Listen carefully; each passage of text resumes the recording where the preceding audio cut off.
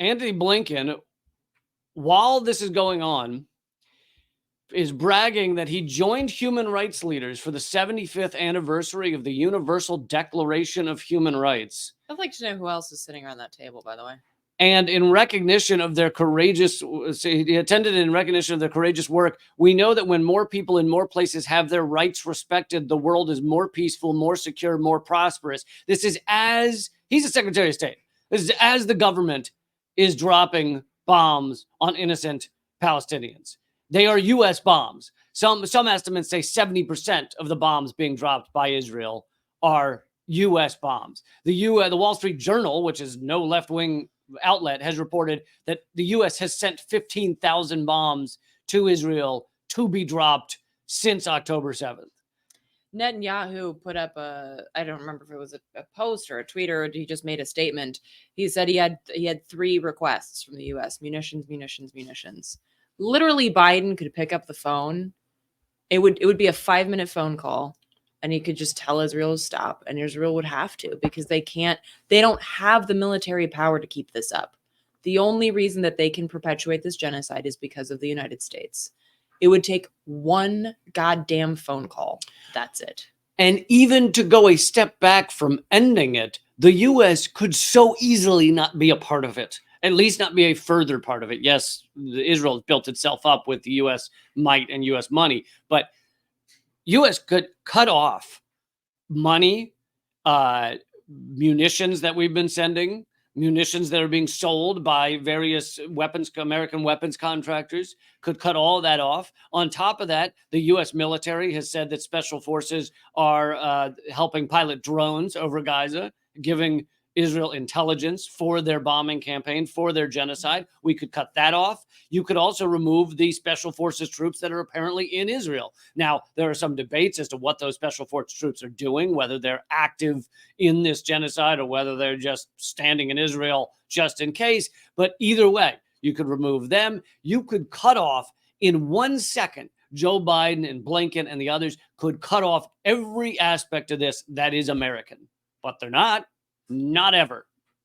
They could also remove their veto from the UN Security Council that was calling for a ceasefire.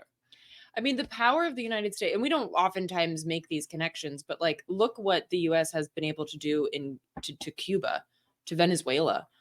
And I'm not suggesting that like the U.S. should seek to kill even more people, but the idea is that just by saying that that sanctions against Cuba, sanctions against Venezuela has brought, I mean, they're not the only two, I'm just using them as an example, have brought these countries to their knees. And particularly with Cuba, they've managed to not only like survive, but thrive. And their largest export is doctors. And they now have a vaccine against lung cancer. Our export is death. That's a side note. But the United States has so much power because of the petrodollar, which I know that, Leah has talked about quite a bit. If you just levied sanctions against Israel, which is what the whole entire BDS movement includes, boycott, divest, sanctions, you could literally bring Israel to its knees. And yet they don't. So again, this idea that there's nothing the US could do, there's absolute bullshit. So if you hear people saying that, oh, well, they wanted to tell them like, oh, just watch where you're bombing or whatever. They've told them tisk, tisk, tisk. It's bullshit. Absolutely. But here's the positive side. Blinken is not getting a good night's sleep. Protesters were outside his house, mansion, whatever it is, in DC or Arlington, Virginia. Most of them live in Arlington, Virginia. At early in the morning to just wake him up. Good. Blinken, you're a liar. We demand a ceasefire.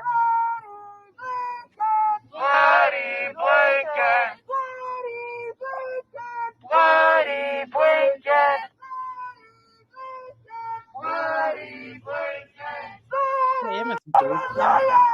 And I love that because it's just like it's just reminding them, even every moment. I mean, whether they woke him up early, if they woke him up early, that's even better, and he lost sleep over it. But just reminding him every moment in his face that that he's a genocidal maniac. He's facilitating genocide, and this is a small group of people. This is not like they had millions there, but I praise them. I am a fan of their harassment. And this is something you can do. Like I remember I saw a video, I guess it was like a couple of weeks ago or something, where Trudeau had gone out to a restaurant and basically people had publicly shamed him.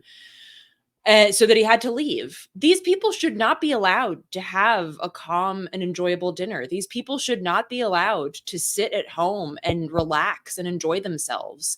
These people have the blood of tens of thousands on their hands. So disrupt at minimum. them. Yeah, disrupt. I'm just talking about Palestine, but disrupt them any chance you get.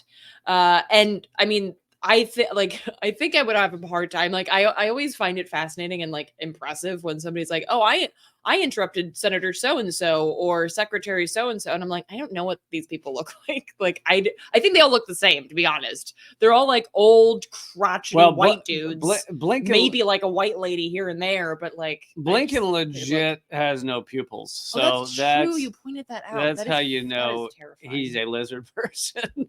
Dude, they literally I remember the first time I saw that in a film. It was in From Hell. And the guy who plays Bilbo Baggins, whatever his name is, they give him like just like the full black eye with like no pupil, and it's like, terrifying. Yeah. Well, don't spoil it, but it happens at one point in the film, and it's terrifying. And he doesn't blink either, which is interesting because his name. Yeah. Okay, we're in a simulation. Simulation, absolutely. Anyway, well done to those protesters. Yeah.